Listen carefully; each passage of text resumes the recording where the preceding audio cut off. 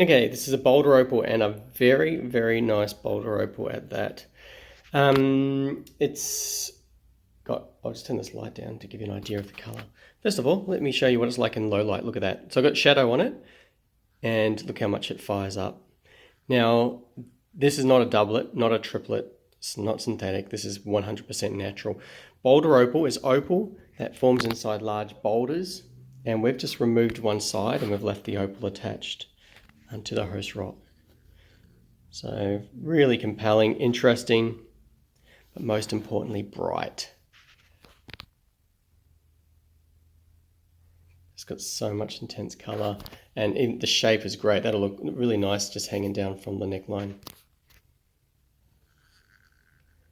Boulder Opal only comes from Queensland, and a big advantage with it is it's the strongest of all the opals. So a really nice, excellent, high quality pendant.